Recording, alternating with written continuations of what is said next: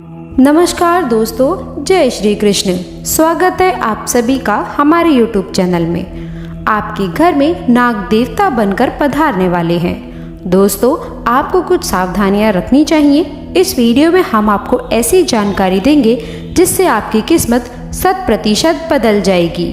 और आज रात 3:30 बजे के बाद यह देवता आपके घर में घुसने वाले हैं। ये कोई सामान्य नहीं है, बहुत ही देवी शक्ति रहेगी। इन्हें नाराज करने की भूल बिल्कुल भी मत करना। कई बार जाने अनजाने में हम कुछ लोगों को अपमानित करके हमारे घर से भगा देते हैं। हमारे घर में घुसने वाले जीव जंतुओं को भी हम मार देते हैं। आपकी यही एक गलती आपके आने वाले पूरे भविष्य पर भारी पड़ सकती है, क्योंकि ये देवता आपके घर में किसी भी रूप में प्रवेश कर सकते हैं। डरने वाली कोई बात नहीं है, ये तो आपको आशीर्वाद देना चाहते हैं। अभी आपके ऊपर है कि आप आशीर्वाद लेना चाहते हैं या नहीं लेना चाहते हैं। वीडियो बहुत खास है, बिल्कुल भी इसे मिस ना करें और शुरू से लेकर अंत तक ज़रूर देखिएगा, क्योंकि दोस्तों आज जो ज्ञान हम आपको देने वाले हैं आपके भी रोंगटे खड़े कर देगा। सबसे पहले जो भी महादेव के सच्चे भक्त हैं इस वीडियो को लाइक ज़रूर करें और कमेंट बॉक्स में हर हर महादेव जय शिव शंकर ज़रूर लिखिएगा। और साथ ही साथ श्री साईं नमस्तुमे ज़रूर लिखिएगा। अगले 3 महीने में आपका असंभव से असंभव कार्य भी पूरा हो जाएगा। अब दोस्तों, आपने अतिथि देवो भव इस कहावत को या फिर इस पंक्ति को, इस स्तुति को तो सुना ही होगा। भारत में अतिथि देवो भव की परंपरा निभाई जाती है, परंतु फिर भी जब हमारे घर में मेहमान आते हैं तो कुछ लोग उन्हें बोझ समझते हैं। मन ही मन ये सोचते हैं कि ये यहाँ से कब उठेंगे, ये उठें तो हम कुछ खाएं, ये उठें तो हम कुछ कार्य करें। परंतु अगर कोई देवता आपके घर में मेहमान बनकर घुस गए, या वो किसी भी रूप में आ सकते हैं, और यदि आपने उन्हें भगा दिया, नहीं पहचाना और अपमानित कर दिया, तो दोस्तों फिर सोच लीजिए आपकी ज़िंदगी का क्या हाल होगा। इसीलिए तो कहा गया है अतिथि देवो भव, यानी कि हमारे दर पर आया हुआ अतिथि हमारे लिए देव के समान होता है। और यही देवता अब आपके घर में घुसने वाले हैं। तो अब आपको उन्हें नाराज़ नहीं करना है। हमें तो हर मेहमान की पूजा करनी है, चाहे वो बहुत बड़े से बड़ा क्यों ना हो और छोटे से छोटा क्यों ना हो। अगर हम उसकी पूजा करेंगे तभी तो ईश्वर हमें आशीर्वाद देंगे। किंतु द्वार पर आए मेहमान पर इतनी मेहमान करें तो मैं इसके दर पर जब जाऊंगा तो कितना कल्याण होगा। अब भगवान भी आपके दर पर किसी भी रूप में आ सकते हैं, इस बात में कोई भी दोहराए नहीं है। इसीलिए दर पर आए मांगने वाले की, दर पर आए याचक की, घर पर आए मेहमान की कभी भी बुराई नहीं करनी है। उनके खिलाफ मन में कभी भी द्वेष या गलत भावना उत्पन्न नहीं होने देनी है। और हमें इस चीज़ का ख्याल रखना है कि हमें आगे बढ़ना है, उनकी सहायता करने के लिए, उनका नमन करने के लिए, क्योंकि यही आपका सूत्रधार साबित होगा। इस बात को आप हमेशा याद रखिएगा। अब बहुत सारे लोग जीव जंतुओं से बहुत डरते हैं। देखिए, हर प्राणी में परमात्मा का वास है। परमात्मा ने सभी को बनाया है, डरने की कोई बात नहीं है। हमें सभी जीव जंतुओं की रक्षा करनी है। परंतु बहुत सारे लोग कीड़े मकोड़ों को देखते ही उन्हें मार गिराते हैं। ऐसा करके वो बहुत बड़ा पाप अपने हाथों से कर रहे होते हैं। इस बात का आपको अंदाज़ा नहीं होता, लेकिन बहुत बड़ा अनर्थ आपके द्वारा हो चुका होता है। ये आपको बिल्कुल भी शोभा नहीं देता है, आपके पाप कर्मों को बढ़ाता है और आपके लिए अपने महत्वपूर्ण कार्यों में अटकनें पैदा करता है। तो अब अगर आपके घर में कोई देवता आने वाले हैं तो वो जीव जंतुओं का रूप लेकर भी आ सकते हैं।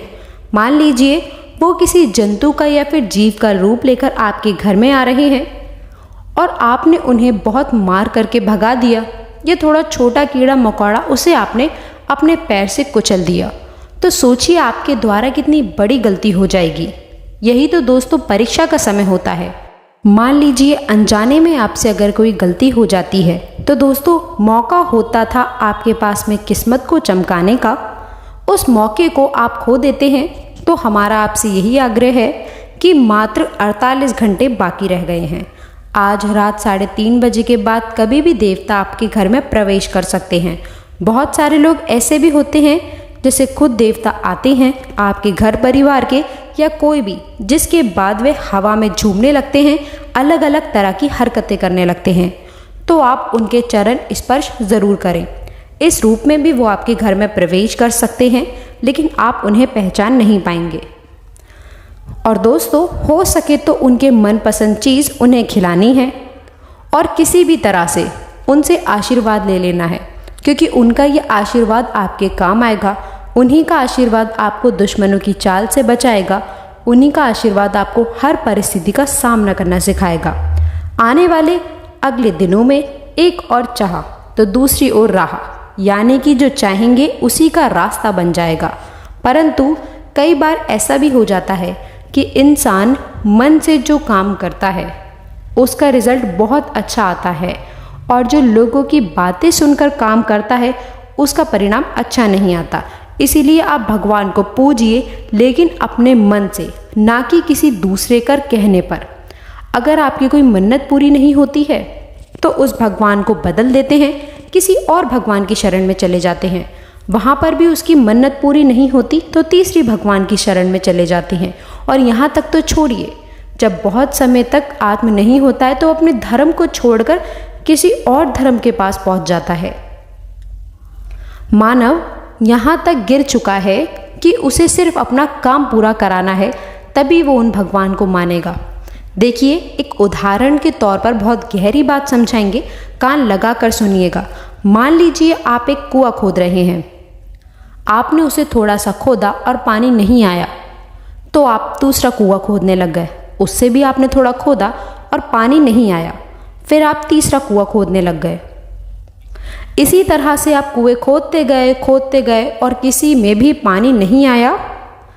पानी ना आने का कारण क्या था? आपने सब कुओं को थोड़ा थोड़ा खोदा।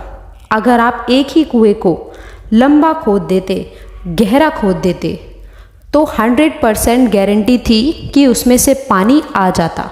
उसी प्रकार से अलग अलग भगवानों को पूजने की गलती मत करिए, चाहे आपका काम बन रहा है या नहीं।